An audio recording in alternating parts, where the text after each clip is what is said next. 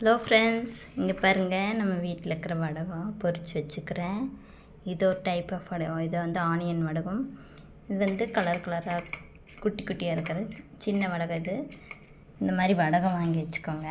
குழந்தைகளுக்கு வந்து நீங்கள் கடையில் லேஸ் பாக்கெட்டு இந்த மாதிரி வத்தல் பாக்கெட்டெல்லாம் வாங்கி கொடுப்பீங்க இல்லையா, அந்த மாதிரி வாங்குறதுக்கு பதிலாக இந்த மாதிரி உங்களுக்கு பிடிச்ச வடகம் வாங்கி any size of any colour, அந்த மாதிரி உங்களுக்கு பிடிச்ச கலர் பிடிச்ச சைஸில் வடகம் வாங்கி இந்த மாதிரி பொரிச்சு எடுத்துக்கோங்க.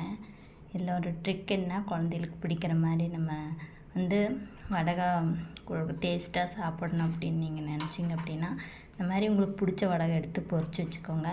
அது கூட இங்கே பாருங்கள், இதை வந்து சத்தி சாட் மசாலா, இது வந்து ஃப்ரூட் சாலட், அதுக்கப்புறம் பொரியல், நல்லா ஃப்ரை பண்ண மொறு பொரியல், இந்த மாதிரி வெரைட்டிக்கெல்லாம் இந்த சாட் மசாலா போட்டு சாப்பிட்டீங்க அப்படின்னா பரிமாறும்போது செம்ம டேஸ்ட்டாக இருக்குங்க.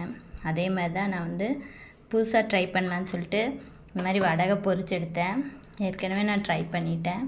இந்த சாட் மசாலா வந்து நான் ஆல்ரெடி வாங்கி வச்சுக்கிறேன். அதில் வந்து இந்த மாதிரி பேக்கெட் இருக்கும். லைட்டாக தூவிக்கோங்க, எவ்வளோ தேவையோ அவ்வளோ தூவிக்கோங்க. சூப்பராக இருக்குதுங்க. சாட் மசாலா போட்டு நல்லா மிக்ஸ் பண்ணி சாப்பிட்டு பாருங்கள், அவ்வளோ டேஸ்ட்டாக இருக்குதுங்க.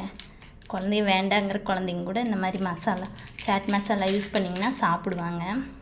அதேமாதிரி இது வந்து ஃப்ரூட் சாலடுக்கும், அதேமாதிரி பொரியல் நல்லா ஃப்ரை பண்ண மொறு பொரியலுக்கு இந்த மாதிரி எல்லாம் சாட் மசாலா யூஸ் பண்ணி சாப்பிட்டிங்கன்னா அவ்வளோ டேஸ்ட்டாக இருக்குங்க. நீங்கள் வேணால் ட்ரை பண்ணிவிட்டு எப்படி இருக்குன்னு சொல்லுங்கள்.